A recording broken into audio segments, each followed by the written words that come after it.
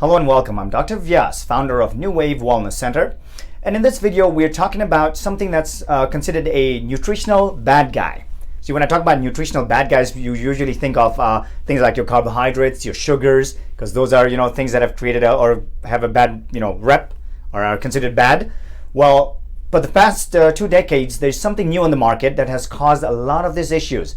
And this new bad guy is something called gluten. You may have heard of gluten, right? Now, gluten is something that's almost, found in a lot of different products. And nowadays, you might even go to a restaurant and you see gluten-free menus. You have pizza places that are giving you gluten-free pizzas. So what exactly is this gluten? Is it something that you should avoid? And maybe who should avoid it? So we'll talk about gluten. What exactly is gluten? Now, this is a protein that is found in a lot of grains. Things like your wheat, barley, rye. This thing contain gluten. Gluten is a sticky, almost like a glue-like consistency to it. And that's one of the big reasons why it's used in a lot of different products to give it more of a binding agent kind of use. So, your breads, your pastas, your crackers, now they're using it in things like your sauces and gravies. They contain that just because it gives it that consistency. Your beers contain that. So many products contain gluten now that, some people are having issues with it. So let's talk about something called celiac disease. Now, celiac disease, there's about only 1% of the population that have what we call the true celiac disease or a gluten issue. Now, this is where they have genetic markers or they are deficient in certain genetics which don't allow them to break down gluten. So they become gluten intolerant. If they consume gluten, they have issues like inflammation, they end up with joint pain, their stomach digestive issues, things like those. So these are only 1% of the population. Now, the rest of the population or the rest of the people have something called non-celiac gluten sensitivity. So non-celiac gluten sensitivity is where you may consume gluten, in any form. You put it in breads, pastas, or something, and you have a reaction. You have a digestive issue. There's a lot of other symptoms, things like headaches, fatigue.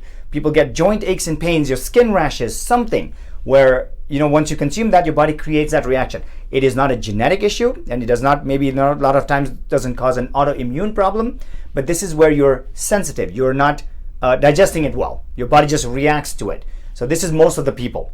Now, this is what's become, very common. People also think that I am gluten intolerant because I cannot digest glutens. Well, there's a lot of factors that come along with it.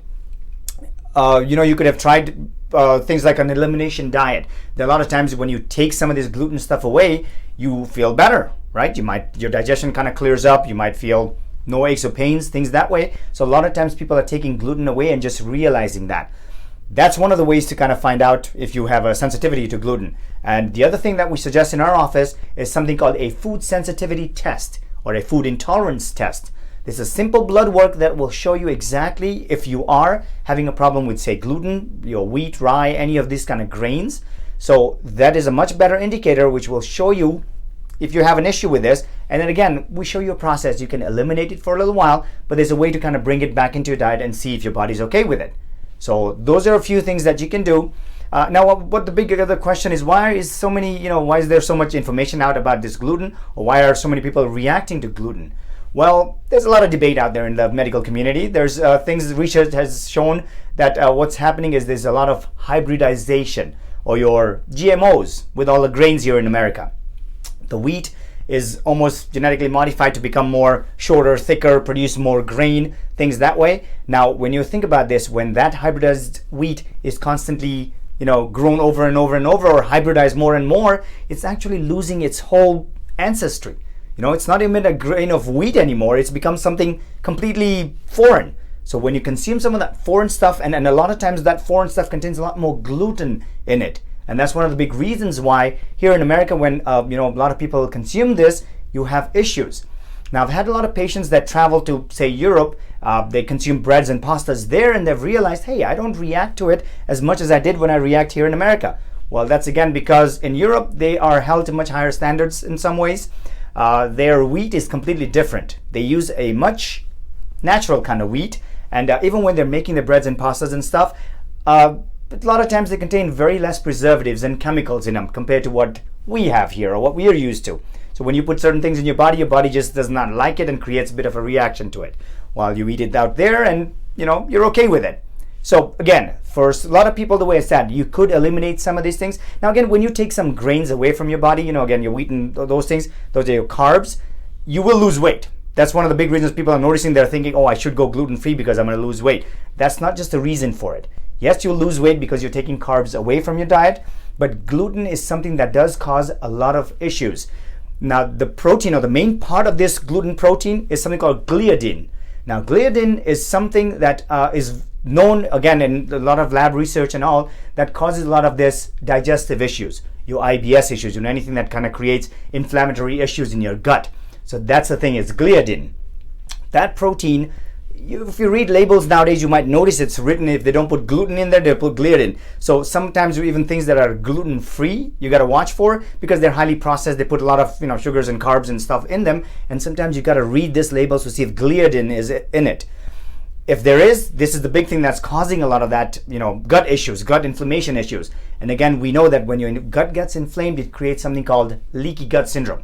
I've talked about that, right? Something called intestinal hyperpermeability, which means the gut opens up a little larger and allows things that should not go through to go through. And that creates other issues. Then you end up with things like autoimmune conditions and all sorts of other diseases and processes. So that is the whole story behind gluten. Gluten is, well, it's becoming the bad guy now because, again, we're consuming too much of it. So sometimes your body just reacts to it and says, hey, we don't like this. It's causing too much inflammation in our system, and creates a whole sensitivity, or you end up with certain symptoms from it. So if you are somebody that experiences that, definitely give us a call. We'll sit down, we'll show you how we can do this simple test for you. And that will show you if you are gluten sensitive, which hopefully, again, you're not a celiac issue, because that's a genetic factor, so that's a different story. But if you're just reacting to certain things that way, a simple blood work will show if you're having an issue with that. So if you're interested, give us a call about that. And I hope this information helps. And please share it with people. Again, this is why I'm saying gluten is becoming just a bad guy everywhere, and people are just avoiding it without knowing exactly why. But this is the main reason for it, right? This whole hybridization, the GMO issues. So you make your decision and your choice on gluten. All right, I hope this helps, and I'll see you in the next video. Thank you.